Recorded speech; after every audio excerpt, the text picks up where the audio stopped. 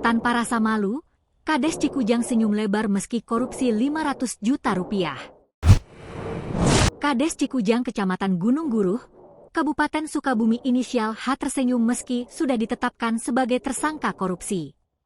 H menjadi tersangka kasus korupsi dana desa, DD, Senin, 28 Juli 2025.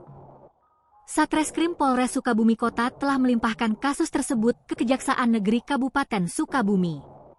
Kepala Seksi Pidana Khusus, Pitsus, Kejari Kabupaten Sukabumi, Agus Yuliana Indra Santoso, mengatakan, Kades Cikujang melakukan tindak pidana korupsi dana desa senilai 500 juta rupiah.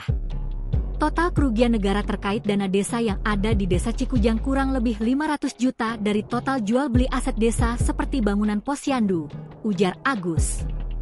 Agus menjelaskan, H dibawa ke lapas wanita di Bandung. Tersangka sendiri telah merugikan negara dengan memakai uang yang dikorupsi untuk kebutuhan pribadi. Untuk saat ini karena yang menikmati hanya pelaku Kades saja.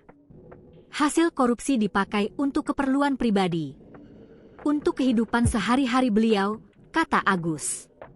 Kejaksaan pun segera melimpahkan kasus tersebut ke Pengadilan Tipikor dan menahan tersangka di lapas wanita di Bandung selama 20 hari.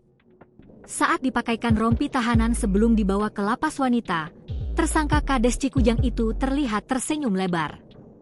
Untuk tersangka kita bawa ke lapas wanita di Bandung. Pelaku terancam pasal 2 dan 3 yang dimana minimal hukumannya itu 4 tahun penjara. Selanjutnya, kita akan segera melimpahkan ke Pengadilan Tipikor di Bandung dan untuk sementara selama 20 hari, ucap Agus. Download Tribun X sekarang, menghadirkan lokal menjadi Indonesia.